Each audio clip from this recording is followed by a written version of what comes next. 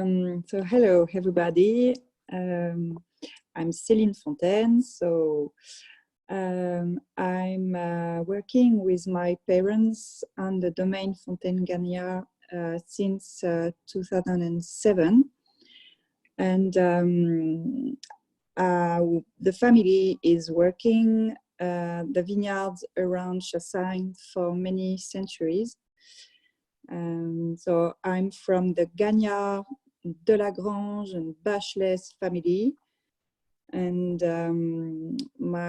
for example, my grandfather, Jacques Gagnard, had his domain in Chassagne. It was the domain Gagnard de la Grange, with many plots located in Chassagne. And also there are many plots from the domain coming from the de la Grange family, more well known in Volnay. And my great grandfather, who is behind me, he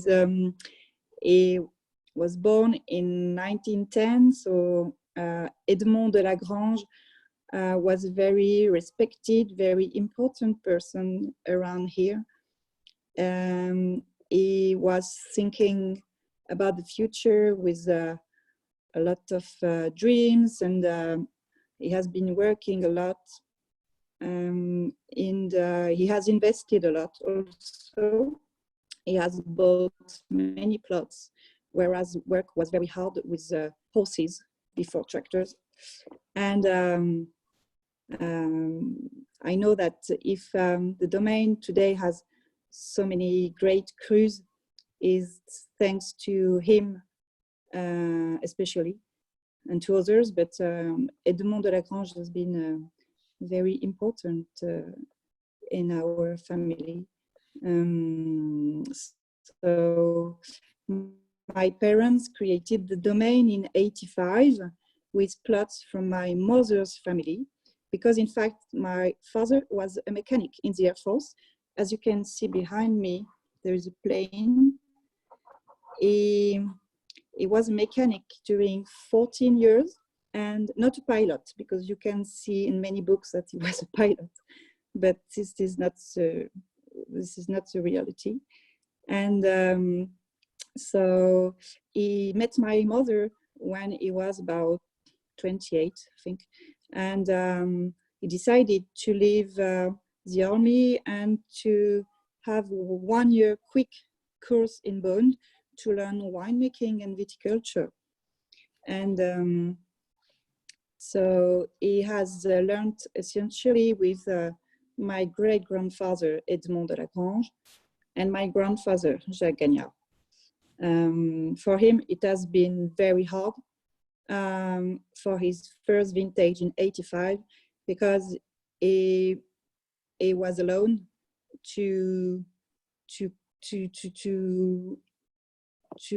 vinify 4 hectares, and it was a big challenge for him.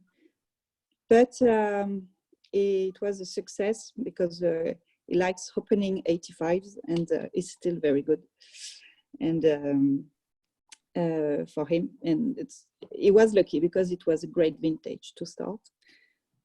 So then my parents have been working a lot, like all my family, and they have invested during the 90s especially. They have bought several plots like Les Vergers or La Romanée, like the Clos des Murets Monopole, Clos Saint-Jean White, and Les Chenevottes. And so they had many opportunities that they have taken, and I think they have done the good choice, because today it's more complicated, as there are many investors, as you know, and then the prices are quite high.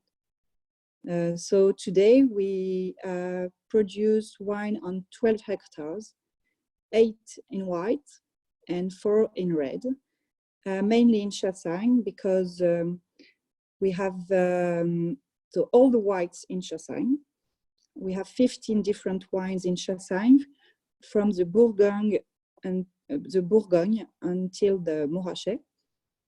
So we have the Bourgogne, the village. We have 10 premiers crus in Chassagne, and we have 3 Grands Crus also, but only in Chassagne side. So Criot, Bâtard, and Montrachet. So we're this afternoon, just half an hour, I was debuting with the team in the Bâtard, as it's growing quickly. Voilà. I'm coming back to the list of our wines. So I was talking about the whites. So for the reds,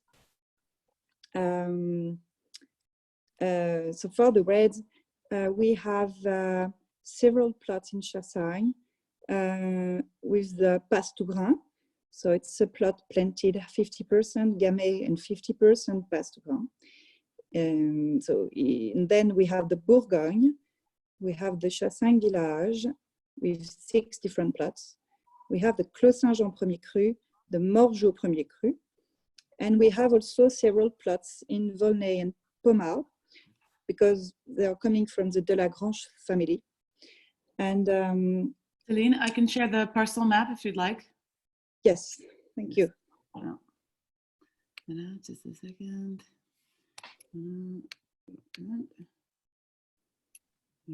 I will come back to each wine after in Chassagne.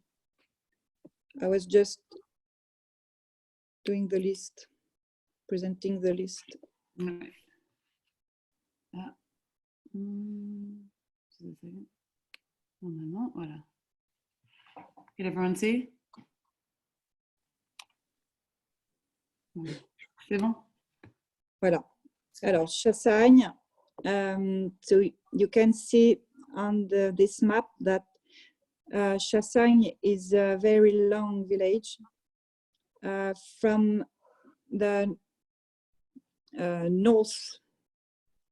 eastern north side with the Grand Cru.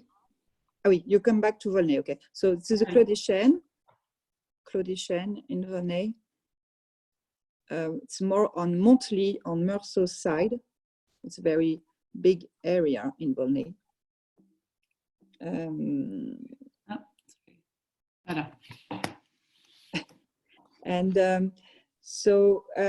with the reds, I just finished the list. So we have the Pommard Rugien that we will replant next year, and the Volnay Clos des Chênes, and we have also 2 plots of Bourgogne in Volnay. That's the list of our 22 different wines that we produce. And there is 1 plot that we don't own. It's a Chassagne village white. So today,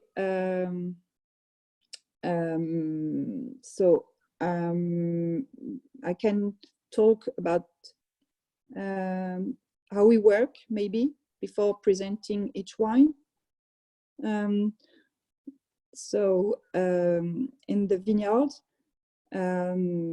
we cultivate the soil since vintage 10. This is very important topic today with chemical products. So we start to be cleaner than before. The trend in the 80s was to put a lot of chemical products, but now it's changing, hopefully. We are not organic, not biodynamic, but we reduce as much as we can the volume of product when we spray. Burgundy in this area can be very wet. There's a lot of pressure of disease like odium or mildew. This is very sensible topic because we can have very, very high pressure of this disease. Last year it was odium. Vintage like 16 was mildew. But the botrytis now becomes very rare as the summers are very dry and warm. Voilà. So we work all the plots the same way.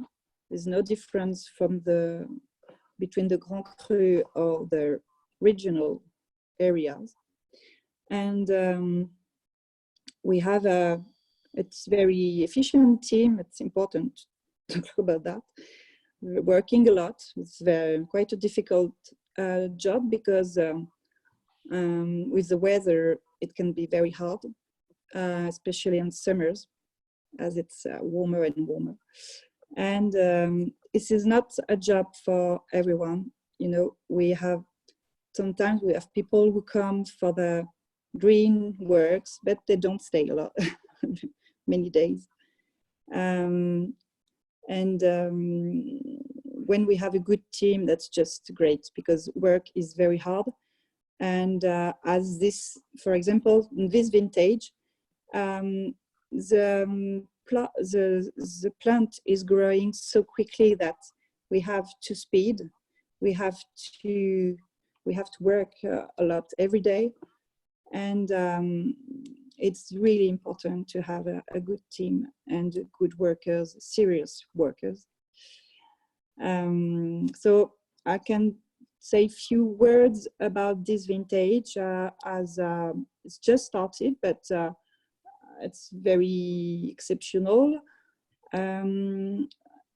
First, we had very, very, very cold period. 4 weeks ago, we had until -6 in our Volnay, our Bourgogne plot in Volnay. And we had until -3 in Chassagne. Hopefully in the Grand Cru it was -1. We have few beds that have been drying, so that frozen, but hopefully it's not as much as last year or vintage 16. So we don't complain. We just imagine that the flowering, that we will lose few future berries, as we call it, filet, when the future grape become vegetal, becomes a vrille in French. Sorry, I don't know the word.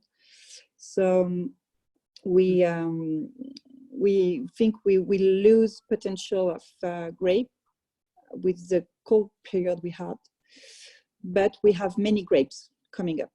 And if for more than 1 month it has not been raining here, I've not experienced that since I work here, since 13 years.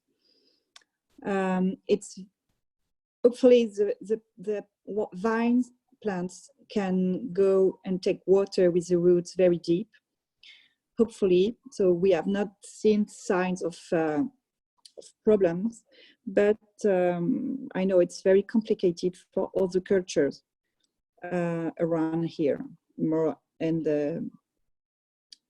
the lower parts of the Côte de Beaune. So we are debudding, and it's going very, very quickly. We are on the 5 earlier vintages since the 60s. The last vintages which have been so early are 11 and 07. And on these vintages, after the summer has not been great. It has been very warm and dry early, but we had cold temperatures and rain after between July and August. And maybe you remember that these vintages are more on acidity. So we don't know, we will see. I just see that the recent vintages had very warm and dry summers with phenomenon of concentration, with quite a lot of sugar, especially on 19. And so we wait and we will see what will happen. Today we just hope and wait for rain. Voilà. So this is about vintage 20. I can say maybe a few words about vintage 19. That's also very interesting. It's very recent. The mallows are not finished here, so it's a bit early, but this vintage has been very, very hard, as we had many mornings of with frost, and we had to burn candles several mornings. I remember the 5th of April, the 14th of April. It has been very tiring because we had to wake up and to come to see and watch the temperatures. Very stressing and tiring period.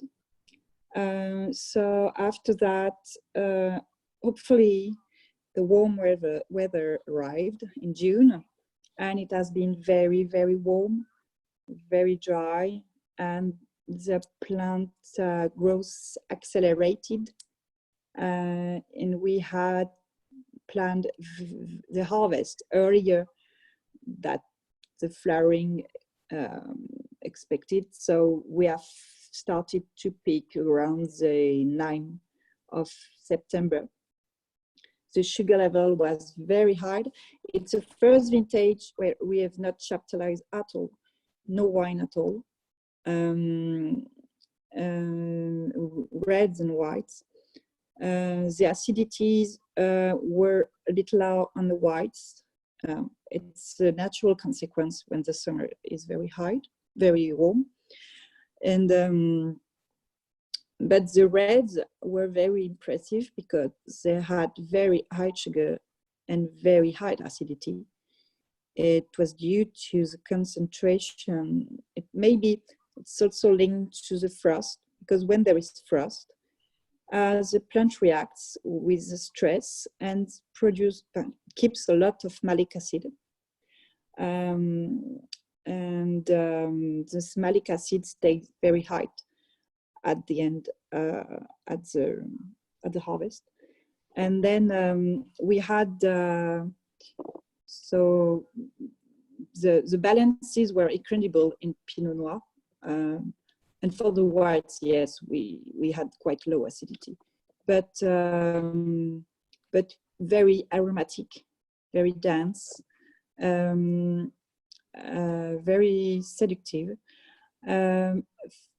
To me, the potential in red is great, and in white also. It's a bit early for us as the mallows just finished. We just start to taste the wines, but we don't like tasting too early. So we plan bottling. So for the whites, I can precise how we work now. So when we have the grapes coming in the winery, we press and we put the juice, we put the must in a big tank at colder temperature, around 12, during the night. And the day after, early, we just take the clear juice and we put it directly in the barrels. The cellar is at about 18 degrees and the fermentation starts naturally. So about the barrels, we have a very typical, very special way of working. My father, when he started, he was not happy with the quality of barrels, and he met someone, Mr. Jobard in Ruy, producing barrels, and he had my father has smelled the barrels and was very impressed by the quality. So Mr. Jobard told my father that he could make barrels for him, but he had no money to buy the wood, the mérin. So my parents started to buy directly wood to Mérandier near Sancerre, and it's still going on. I'm very happy with that. I'm sure it's very important element in our process of vinification. So, so we have wood that just arrived for 2020, and we are after that was about the barrels. So all the fermentation happen naturally. So the beginning, my father has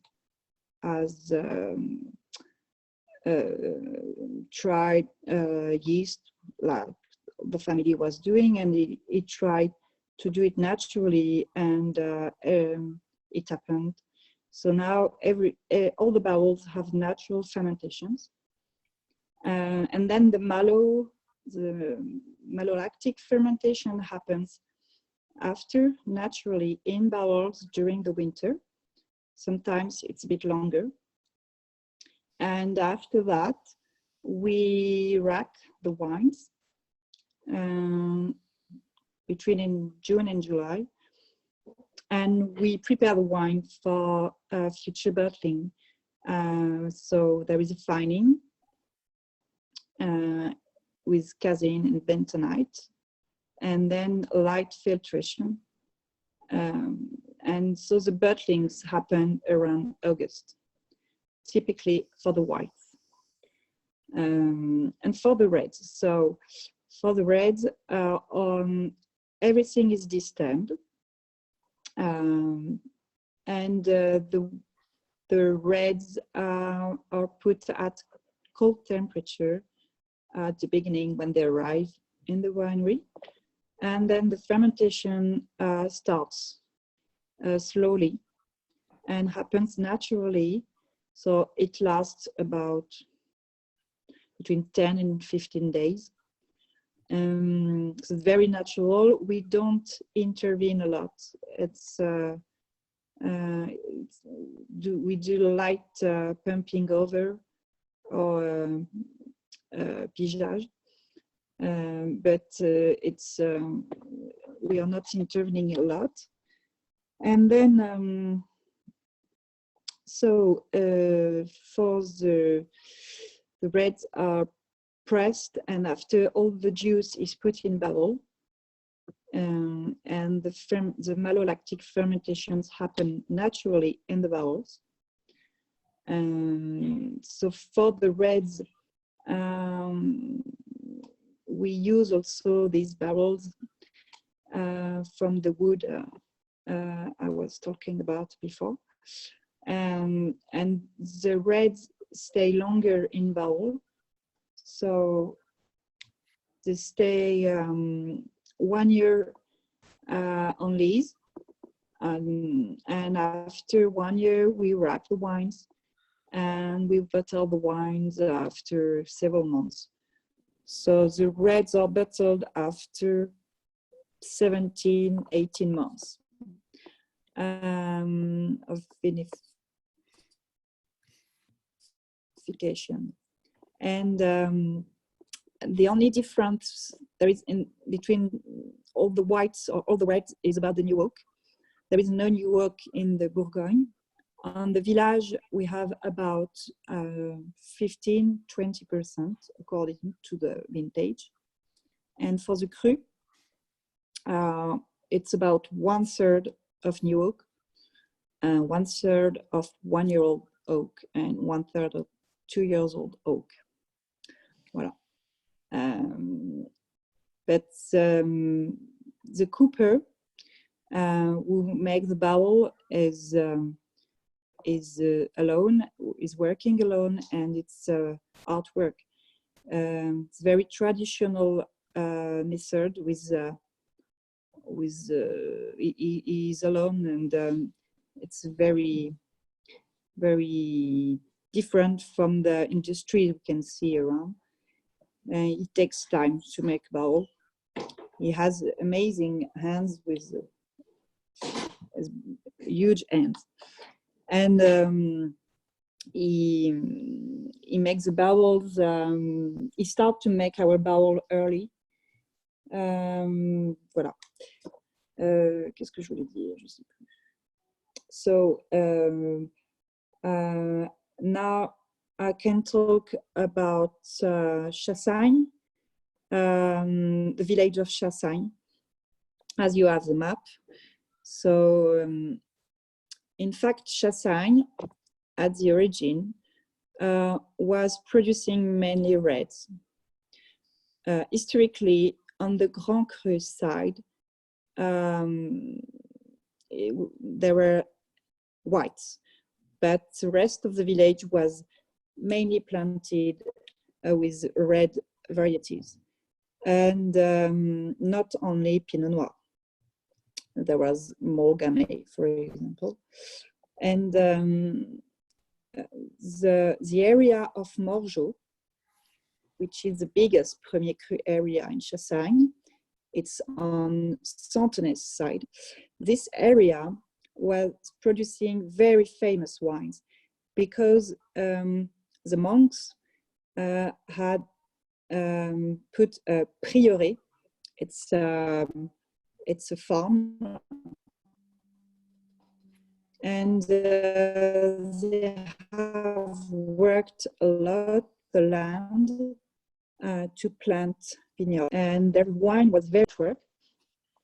And these wines were selling higher than the wines from the Montrachet during a period, which is incredible.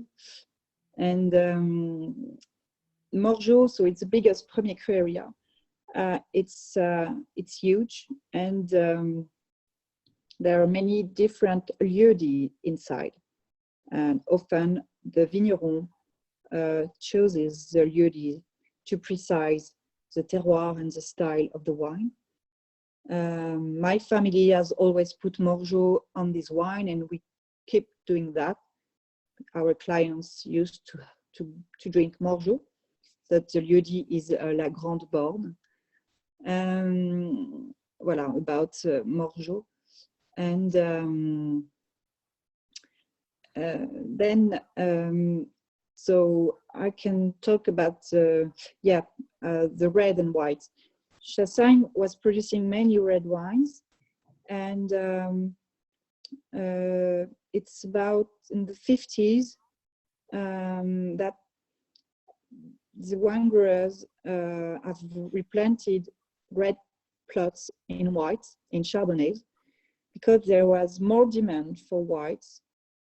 And also there is an economic reason. The whites from Chassagne also at higher prices than reds, and it's still continuing. So I had the figures. I know that so the ratio was 70% of reds and about 30% of whites in the 70s. And in 2000, it was, so 20 years ago, it was 50% of white and 50% of red. And in 16, we were at 2/3 of whites and 1/3 of red. And it's still going on. Because on the decrees of the appellation, we have the choice. For the varieties, it's precise Chardonnay or Pinot Noir. Others also older, but it's mainly Chardonnay and mainly Pinot Noir in Burgundy. So now it's the wine grower who chooses. And we have 1.5 hectares of Chassagne Village red. We have also the Clos Saint-Jean and Morgeau red. We will need to replant few plots in the future, but I'm sure we will keep these plots in red. We love our reds, and we want to continue to make reds. For us, it's very important. And my great-grandfather, again, Edmond de Lagrange, was one of the first to plant white instead of red. For example, he did it in the 50s in the Cailleret. Cailleret is very high terroir, very chalky, and we had red part here. Today, there is no more red Cailleret. The last one was from the domain Marc Moret, a vintage 88, that had the chance to taste recently, and it was beautiful. Voilà. This is very particular for Chassagne, because in Puligny there are whites, in Volnay it's red, Pommard it's red, but Chassagne is mixed, and it's more and more white. Just let you know that in the village area, the soil can be with a lot of clay, and with colder part, more sensible with the frost. And if the ancestors used to put red there, it's because it was better to avoid frost, because the reds, in fact, the Pinot Noir, buds open after the Chardonnay buds, and so the ancestors had, in fact, very good, very good reason to put red here. Then, so in Chassagne, so the Grand Cru area has 3 different Grand Cru. The Montrachet, which is half in Chassagne and half in Puligny. So the wines coming from Chassagne side used to be called Le Montrachet, whereas the wines coming from Puligny side used to be called Montrachet alone. And so our plot of Montrachet has been bought by my great-grandfather in the 70s, and we used to produce 450 bottles. Voilà. Montrachet, the names comes from Racha. It means Ra, very low vegetation, as it's very windy place, windy area on this little mountain, and the trees are not high. That's the reason he has this name. So the Bâtard Montrachet has this name because it's a bad son of Montrachet. We are just below in quality. So it's half on Puligny and half on Chassagne. We have 4 different plots in the Bâtard area that we put together. So a vintage like 16 with frost, we just produced 4 barrels, I think. And on vintage like 18 with quite high yields, we produced 8 barrels. Voilà. And so the Bâtard plots are in the family for a long time. It's not like the Montrachet, which is more recent. And also we have a plot of Criot Bâtard Montrachet. This is the only Grand Cru in Chassagne. So Criot, the names comes from Cruau, the same name with the U.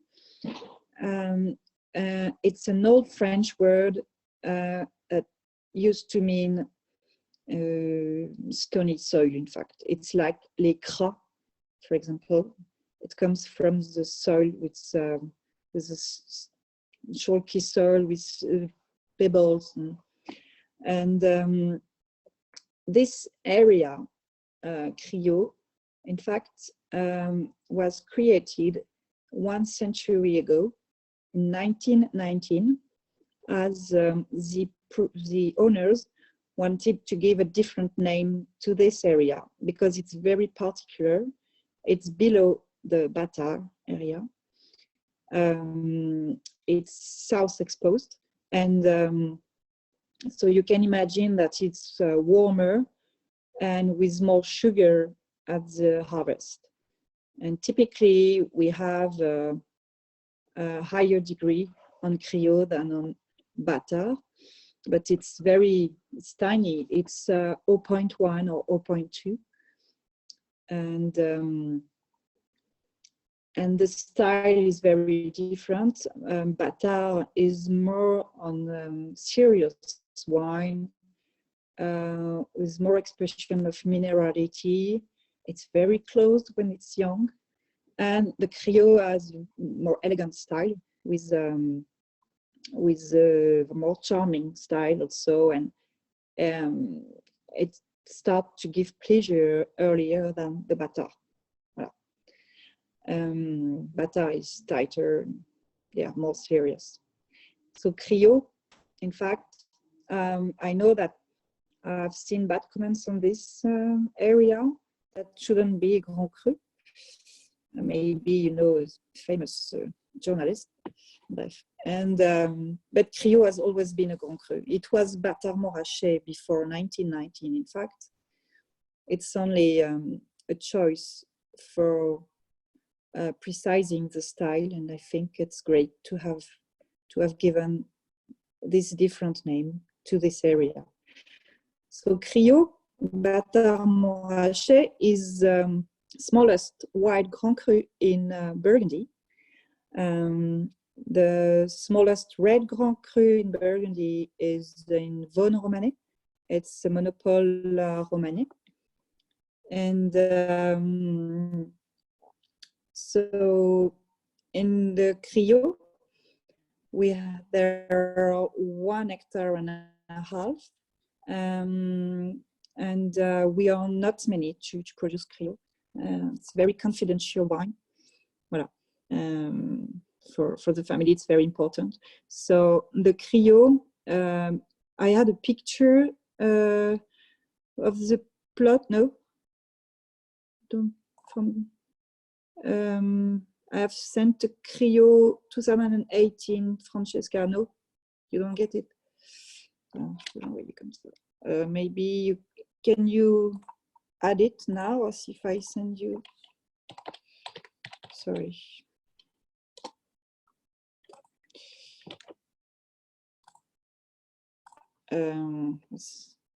Sorry. So Criot is with many pebbles. It's on a slope.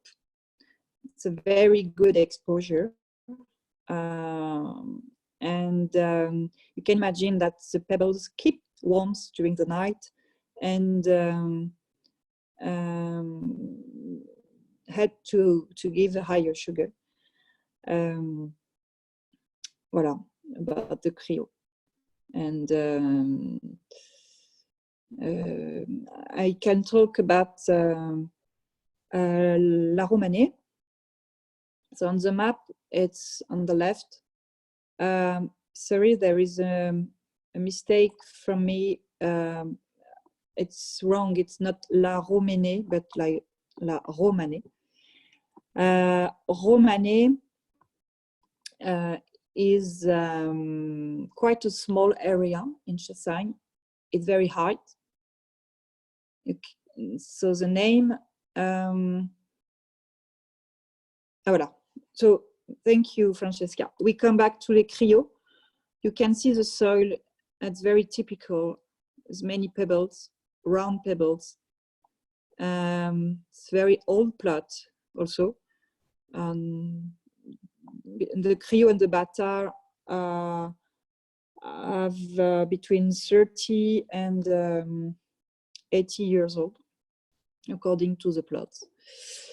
You can see it was in 2018, just before the harvest, at the end of August.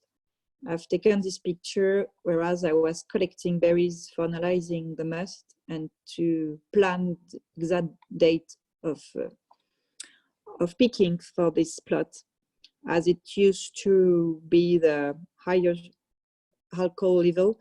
We used to go to pick this plot very early.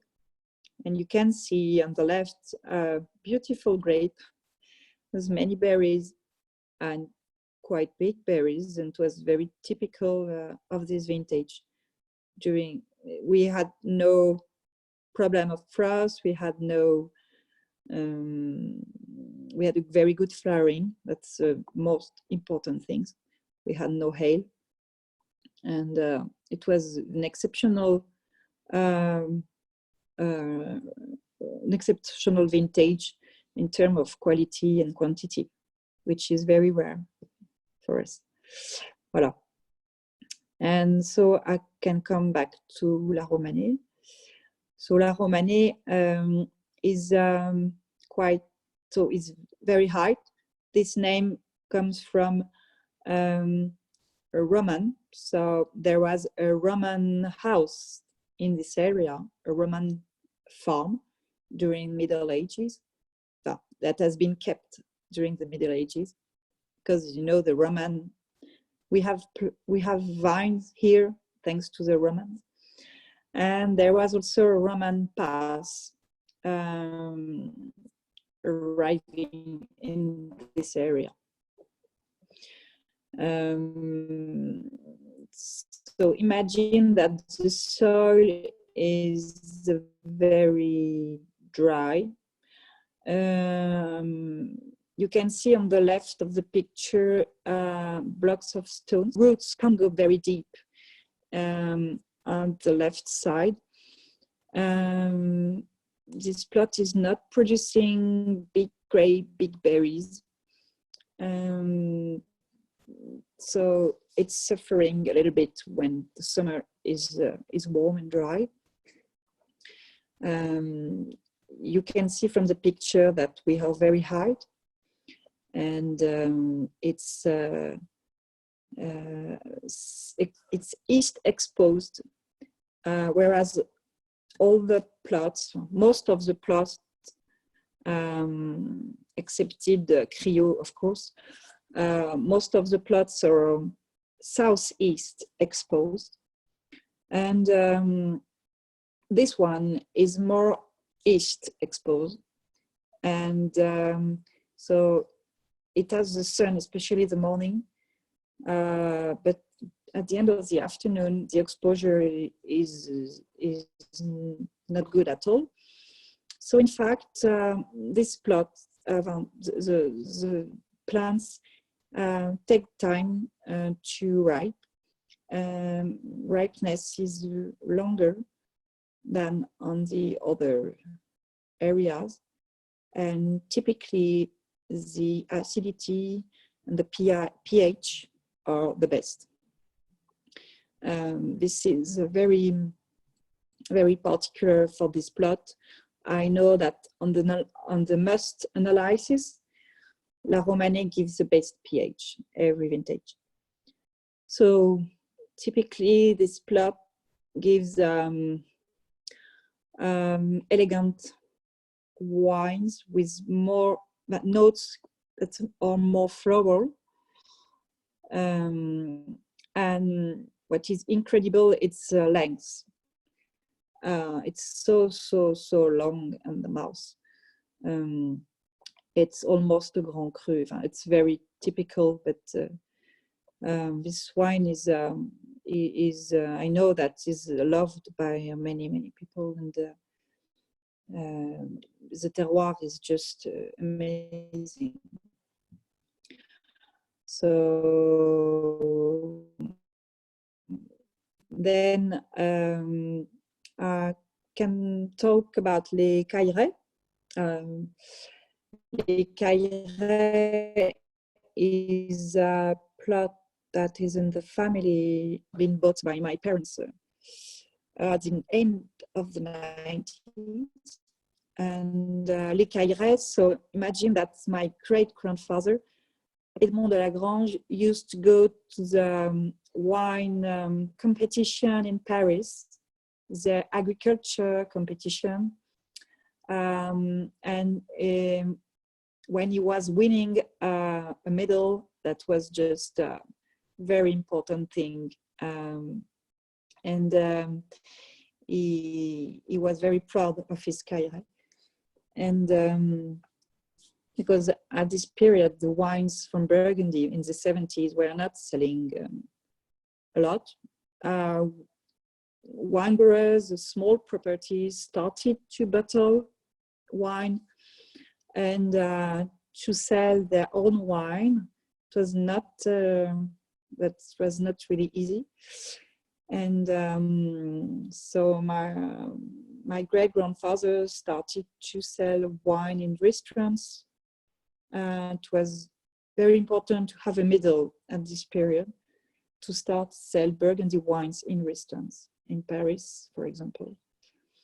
And Caillerets, so these names comes from caillou, caille, that means stone, so it's very chalky area.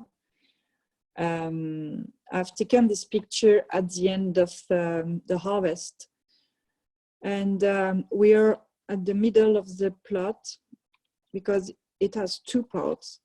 The top has a very steep slope, whereas the bottom is not so steep. And so you can imagine that the top of the plot is very chalky. And it brings a lot of minerality. We have typical spicy notes on this wine. And with also, it's longer than the other Premier Cru. Caillerets is a part of the best terroir of Premier Cru in Chassagne. And our plot was going from the bottom until the top of the area, which is rare. And I think it's important for the balance of the wine because it brings a bit of everything. It's always great to make wine when we have a long plot.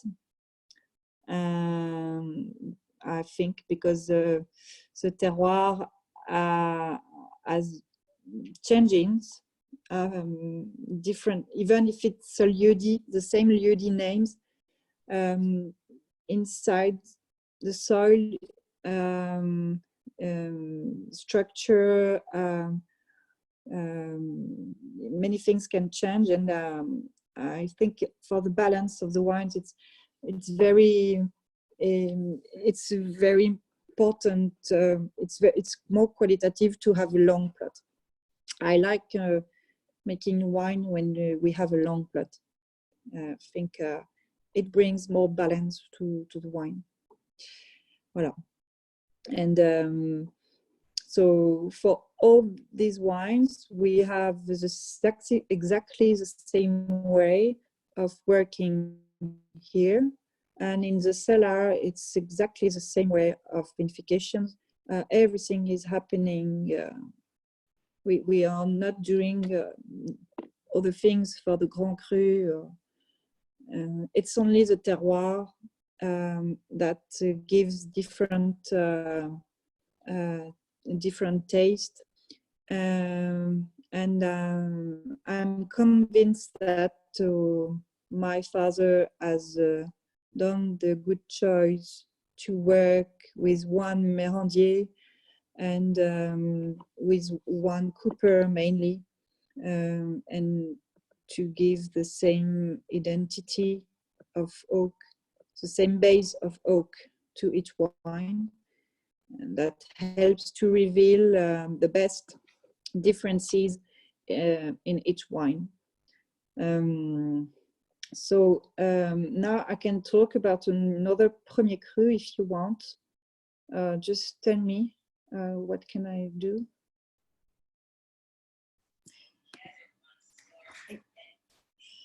Yes, I think that would be great. I think everyone's interested. Just if you have questions or demands, other demands on special wines or technical details? I don't know. Well, maybe this is a good moment to take a pause and just ask, is there Yes. anything anyone wants to review or has a question about? Just raise your hand in the chat room.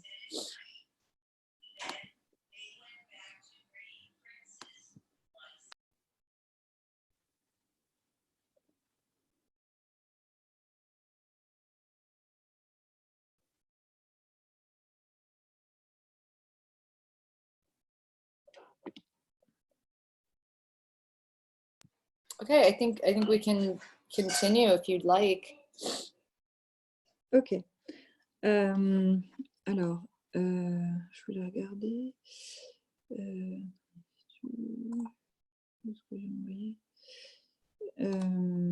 I'm sorry, I've sent twice pictures to Francesca, and second time I think few pictures have not arrived. Sorry, but other plots. So maybe I can talk about, je sais pas moi, qu'est-ce que je sais pas, yeah, about La Malle 3. La Malle 3 is a plot that is in the center of the village, and La Malle 3, it's between the houses and the village area. There is a Chateau de la Malle 3, well known for his clos, and Malle 3, this name is not easy to spell, even for the French. It's an old word coming from Latin, marturetum, that means that there was a sanctuary place here. So there was, we think, a church and a sanctuary during the Middle Ages. This name has been changed by the Old French words with the old accent in Malle 3. Voilà, it's a very strange name. Malle 3 has quite a filtering soil, a little bit chalky, but nothing to see with Les Caillerets. It's an area where the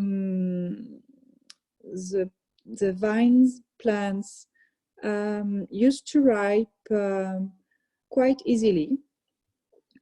We used to pick the wines from this area in the first days. I've not precised the Les Caillerets. Les Caillerets is a plot that we always pick the first day. It's ripening quickly. And Malle 3, we used to pick Malle 3 after Cailleret. And so typically it gives quite concentrated berries.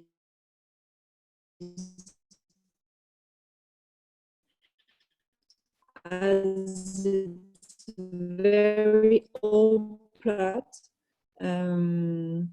so producing small grapes, small berries, it's more concentrated than other ones. I think that it's on a charming style. It's giving pleasure. It can give pleasure quite early.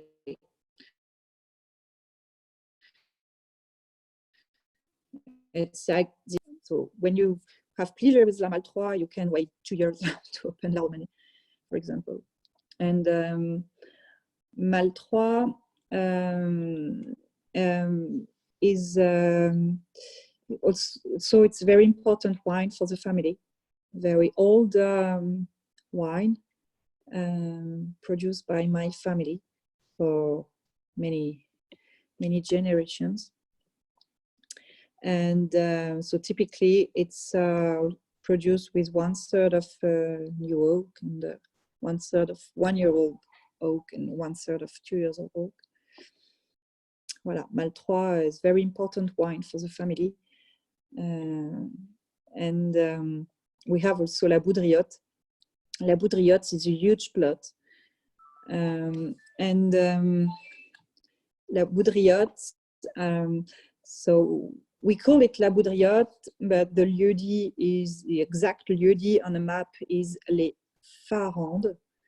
And Les Farandes is an area above, you can see the houses in Morgeau, and also the Clos de la Boudriotte. So Boudriotte, the names used to come from Mr. Boudriot, who used to make wine, to work the Clos de la Boudriotte. Mr. Boudriot, yeah. So Haute is a typical Burgundy end of word. Chenevotte, for example, and you know other names of Premier Cru. And this is a typical Burgundy end of word. Voilà. So La Boudriotte is very, very long plot. So again, you will see soon a picture. I'm sorry.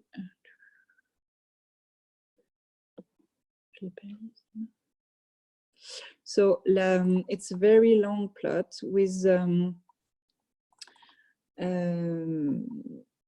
different types of soil. It's at the top, you can imagine there are blocks of stones coming up, and can imagine that it's very chalky. It's clearer soil. At the beginning, at the bottom, it's more it's a bit more clay. It's a bit more red soil. Sorry.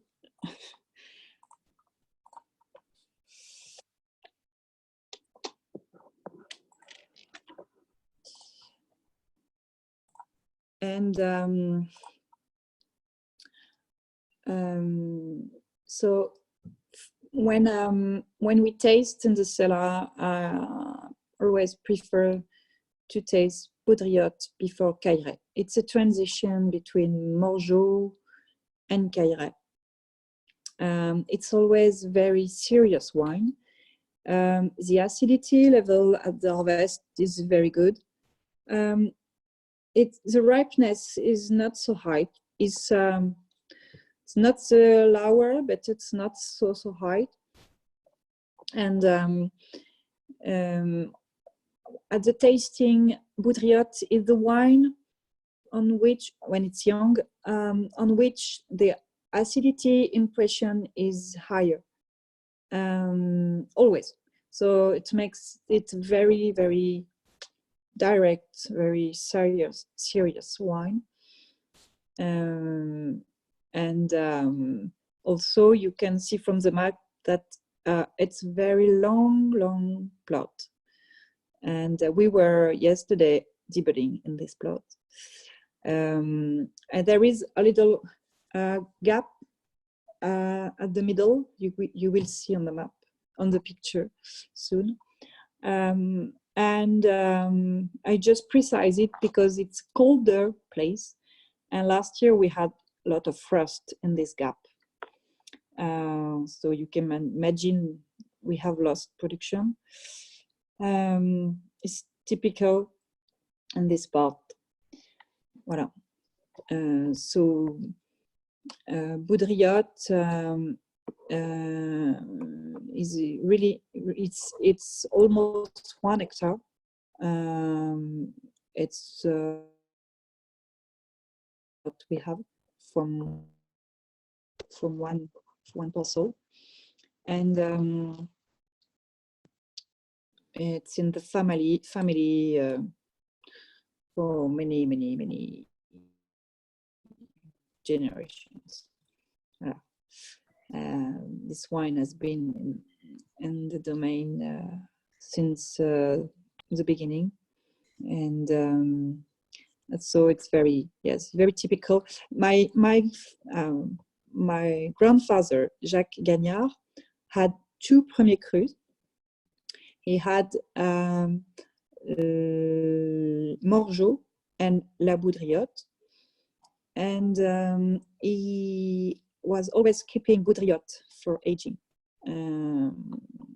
For him, it was his best premier cru. In fact, he had very strong character, and he refused to work with many employees. So with my grandmother, they prefer to give plots to their daughters, Claudine Blin, my aunt, and my mother, Laurence Fontaine. So they prefer to give plots when they were very young, and so they could, my mother and my aunt could start a new domain very young. So in 85, my mother was 30 years old, so my aunt started before 85, and she's younger, so you can imagine. So my grandparents prefer to stay small. That's why we have never produced Maltroit or Cailleret or Criot, because these wines have moved directly from my great-grandfather to my mother and my aunt. And voila. So, Celine, I have a question. Can you talk a little bit about the red wines from Chassagne, their style? I think people are familiar with the profile of white wines. You know, your wines are such a great example, a textbook example of, you know, white wines from Chassagne. I think they're also a good example of red wines from Chassagne, but people are much less familiar with them. And I think, can you talk about them a little bit and the style and what you look for and try to do? So the soils in Chassagne are quite clayey, and they're reputed to give a lot of grapes and to give generous grapes. So typically there is a special way of pruning in Chassagne, because on the region, the main way of pruning is taille guyot, is just 2 buds and 6-7 buds. And in Chassagne, for the red, we have a special pruning. It's Cordon de Roya. So Cordon is an old plant, and with only 3 times 2 buds, 3 or 4 times 2 buds. And this type of pruning helps to control the production and to limit it. So that's very important things for the Chassagne reds, because the soils are quite fertile in Chassagne. We are reputed for that. And the Cordon helps to limit the production. That's important. Voilà, an important. All right, Celine, are just the reds in Cordon Royat, or the whites and reds? Just the reds. So the whites are no whites, never whites, okay, only reds. The whites are Guyot. The whites are Guyot, exactly. Okay. And so also the Cordon helps to postpone the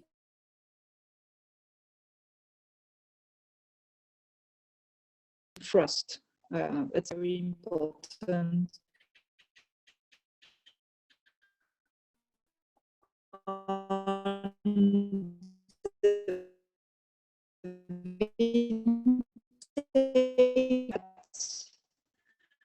On the Chassagne red, we have not lost a lot because it's our printer. So it's very efficient way of pruning in Chassaigne. It's typical and efficient, and people still produce cordon de Roya in Chassaigne. So the style of the wine, so we are more on typically on fruits, on red fruits. The color is lighter than Pommard, of course, and the reds can drink early. For example, I really like a lot the 16s now, all the vintages, of course, but I like a lot the 16s. Generally, I wait 1 year after bottling for drinking the reds. Typically, I prefer to wait 1 year. I think it's important because when the wine is young, there are more tannins, and it needs 1 year after bottling. Voilà. So the reds, we have 6 plots. So on the right side, you can see the big plot of village red. It's lieu-dit Les Voyenots, where we have half an hectare of Voyenots. It's not far from the domain, and it's below Maltroit. Typically, this area gives very fruity style, and it's longer in the mouth. And on Fontaine-Gagnard side, we have other plots lower, and it's typically on Morgeau style with more tannins and more masculine style, but it's heavier. Yeah, on the right side it's more elegant, and on Fontaine side it's with more character. And we always blend all the production. We could do several cuvées, but we have 22 different wines on 12 hectares, and that's already a lot. We could do many different lieux-dits, but we prefer to blend all the plots of village together, even for the whites, as we have many small parcels. And the Premier Cru, for example, we have Les Chenevottes, we produce only 2 barrels. Voilà. Or La Grande Montagne, we produced 4 barrels. So it's easier for us, and it helps to have good balance, I think. My grandfather, Jacques Gagnard, used to blend Clos Saint-Jean and Morgeau red to produce Chassaigne Premier Cru. And the trend today, all the wine growers want to put a lieu-dit and to precise the terroir. I think that's great. But also, I think, for example, my grandfather, who used to blend Clos Saint-Jean and Morgeau, did the good choice because it had to have great balance. Clos Saint-Jean is more on the red fruit style, more elegant, and the Morgeau is with more tannins, and voilà. Voilà, another choice. And so the Chassaigne reds are kept 18 months in barrels, and with 20% of new oak. So we used to taste a lot the reds and during the élevage. I've not started yet. It's a bit early. The Malo's finished last month. Voilà.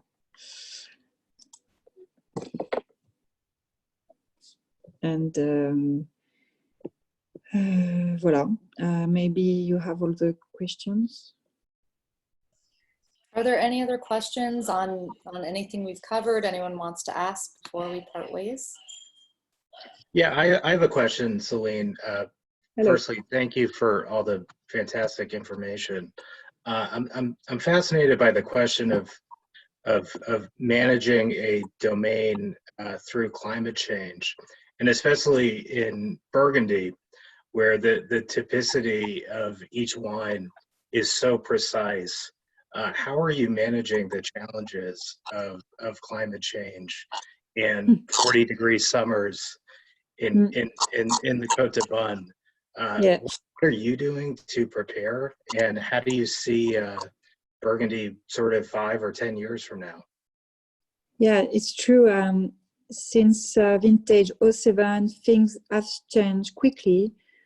We used to peak around the 18th of September, around and I remember in 03 or 07, 03, my grandmother, she is 84, and 03 was her first vintage, starting the harvest in August. And we had very early vintage in 07, in 11, in 15, and then 17, and 18, and 19, and maybe 20. We have 3 weeks. It's very early vintage now. It's amazing. And we can see that we are working earlier and earlier in the vineyard, from 6 and even before. Every summer we have to work earlier to avoid the very warm temperatures, and so it's very tiring now to work for tying up for all the green works that are ongoing from now until beginning of July. That's very important part. And now, so it's a problem. The warm conditions are a problem for spraying. We have to work very early. So sometimes, as we have plots inside the village, we have to be careful with the neighbors. Sometimes they are not happy at all. To hear the tractors at 5:30, and then we have to be very careful with the calendar, and as we have bottlings during the summer, we are very careful because we have to be ready for the harvest, and to think about fining, because the fining with bentonite in Cazoine is very efficient when it happens during minimum of 4 weeks. And so we have to planify everything according to the supposed date of harvest. And on the last vintages, we had to plan the harvest earlier and earlier and earlier.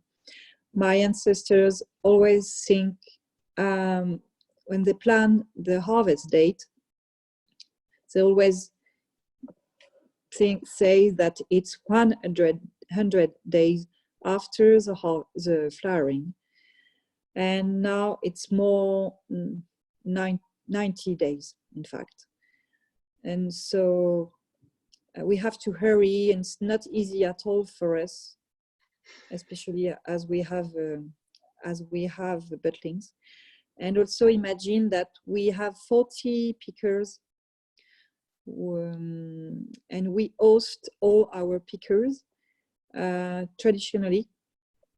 So we have no problem to have pickers, because traditionally the domains are used to host their pickers, but problem that with our government, we have very strict conditions to host them, and that's why many domains have stopped to host, and they take foreign employees.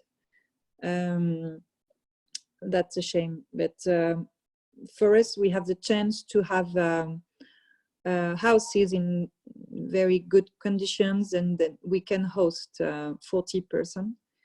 So imagine this person have to to say to their family or to their manager, I have to leave this week or this week, I'm not sure, because we always precise the exact date of harvest 10 days before. So we have the chance to have a great team, and they come every year. So we don't need to have a table to select the grapes to cut in the winery. So they do the work directly before putting the berry in the basket. And for me, the question of employees is very important. When you have serious people, it's important to keep them and to do the maximum. And for example, for the green works, I know many domains who don't find people, but we host 4 young people, and there's no problem. When you host people, there is no problem. Voilà. And so yeah, it's a very important topic, the climate changes. So maybe in the future, producers in Chassagne will come back to Pinot Noir, as it behaves better with warm conditions. The balances are always better when the summer is warm. Chardonnay suffers when it's very warm and it loses more acidity. Typically, the Pinot Noir concentrates with the warm conditions. It loses juice, especially, but the Chardonnay doesn't lose so much juice. It's more about acidity that it has effects. Voilà.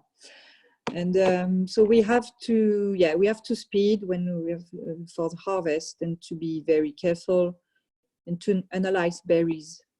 For me, it's very important to analyze berries 2 weeks before, 3 weeks before, and to understand what's happening, because the malic acid is quickly destroyed in warm conditions. Voilà. I think we have a question from Nathan.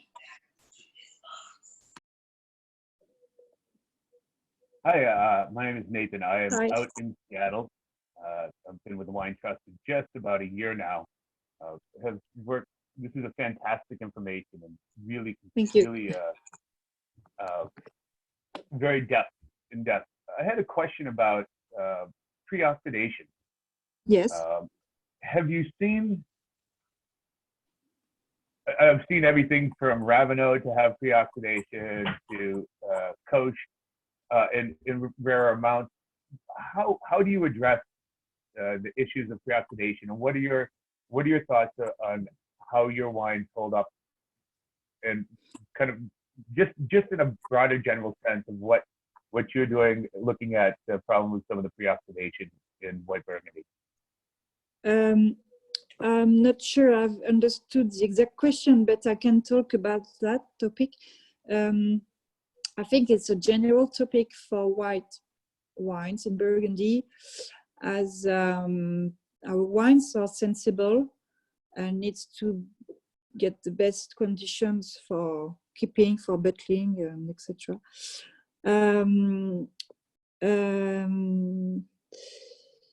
To me, we at the domain and around all the domains have good keys to have better results about pre-ox. We are concerned, for example, at the domain we keep essentially magnums, and the magnums don't suffer of pre-ox. So we can easily say that it's a cork, but I think it's not the only reason, of course. Now we have the chance to analyze the wine, the oxygen dissolved. We have the chance to have better corks. It's a very expensive product, but we can get better corks, and diam also. talking with French sommeliers of great restaurants, everyone agrees to say that with Diam there is no more problem. We are not going on Diam, but we have chosen better corks. You know, it's a difficult topic because it's important to know the conditions, how the wines have been kept, really. We have put temperature control on several pallets going everywhere in the world, and in Europe, in France. And sometimes on the paper, normally the temperature has to be lower than 15 or 12, but we had very, very bad experiences, especially on a container going to the US market several years ago.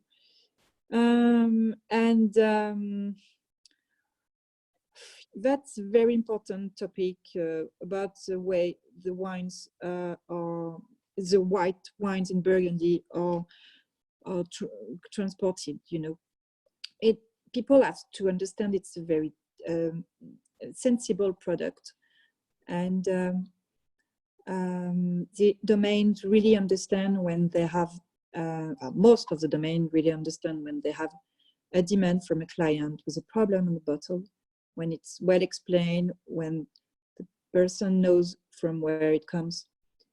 People talk and are intelligent and can do something. But I think, you know, I have many importers, I have several importers who still collect the wines in bad conditions, and sometimes we have just to say no. We have the transport company here waiting, and we say no, we can't, because you have no system for keeping the wine under 18 degrees, and when it's 35 outside,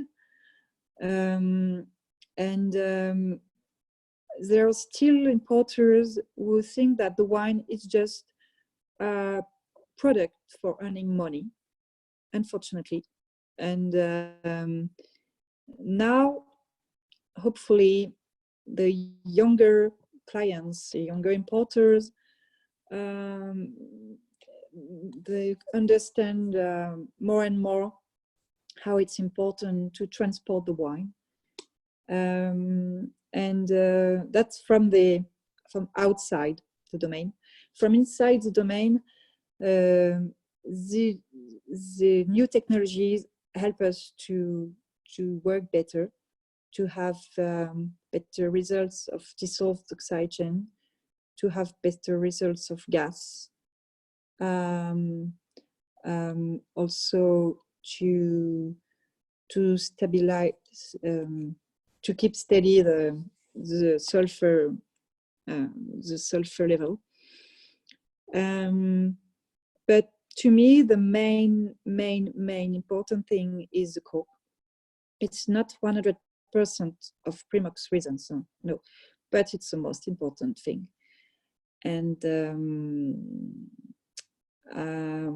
you know, it's not so easy to find very good corks today. Diam is an easy solution. Not sure it's the best, but it's an easy solution. It's efficient today. But for keeping very long, I'm not sure. Because here we keep a lot of very old wines, so 30 years old, and I don't know if Diam can keep very well after 30 years old. Voilà. But me, I just advise, when you have very important day to celebrate, you want to buy great bottle for keeping for a birthday, when you're sure the person will open it after 20 years. Just, it's important to know how it had been conserved before, and especially I think it's better to buy it when it's young, because I don't understand why people transport old wines. There's no more gas, there's no more sulfur, so I don't understand why old wines can can go around the world. It's important to transport wine in containers, in truck, when they are young, because they have a lot of energy to resist to moving, to the differences of temperatures, of humidity. All these details are very important to me. But if you want a great bottle to open after 20 years, to me, it's just try to find a Magnum. That's the best solution for me. Voilà. That's really a wonderful lens on it, because I do think sometimes in this country we get a little lost in the process with transportation and how it can really take a toll on aged bottles. You know, Okay. it ages them quickly. So you can buy rosé that has a process of sterilization, and after sterilization the wine is not moving. So, but we are producing sensible products. Well, that's very important point, I think. And for waiting, for aging, just it's important to have great conditions. Well. Yeah, thank you. I think we have one more question. I think this is Anita.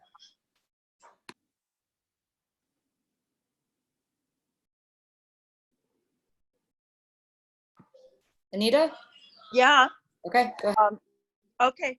Thank you so much for this presentation. It was, you know, very in depth and quite enjoyable. It makes me, it's the next best thing to going to Burgundy. So I just wanted to get a slightly better understanding of the lineage between Gagnard de la Grange and then Fontaine-Gagnard and then Blanc-Gagnard. Okay. Okay. In fact, Gagnard de la Grange are my grandparents, and their two daughters.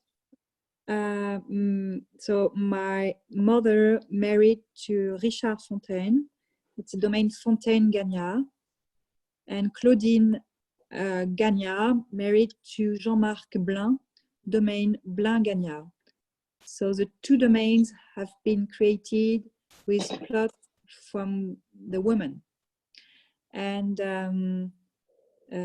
so Laurence and Claudine are the daughters of Jacques and Marie-Joseph Gagnard.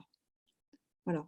So in fact, yeah, I should write a family tree, also to show that the plots, the domain are always an heritage from women, because my grandmother Marie-Joseph de la Grange was alone, and she had two daughters. So and before that it was coming from her mother, and it's a story of women here especially. So that's why the names change at every generation also. Me, I'm not changing the name of the domain because I'm feeling Fontaine and Gagnard, and I'm just a new generation, but we work together. And also my brother, I have a brother, Antoine. He's 2 years older than me, and he's a helicopter pilot. And maybe he will come back one day, I don't know. But I'm not interested in creating my own domain, as I'm also very happy to work with all these different plots and all this diversity of wine in Chassagne. That's very, very exciting for me. and we are complementary with my parents, and we help us together. But I should write a family tree, and we'll send it to Francesca. That would be great. It will be easier to understand. Yeah. Voilà. Thank you. That's why Fontaine-Gagnard and us have similar wines. Yes. The plots are often, we are neighbors, in fact. For example, in Les Caillerets, in La Boudriotte, in Bâtard, in Criot, we are neighbors. And my parents have chosen to invest and to buy new plots, whereas Fontaine-Gagnard prefer not to do it. That's why we have other wines. But at the base, we have a very similar list of wine, and also similar traditional way of working. It's not the same, but it's quite similar, and it's very traditional. We are very close between Blanc and us, very close. Voilà. Thank you so much. Well, Francesca, this is a record. We did 94 minutes, so that's good. I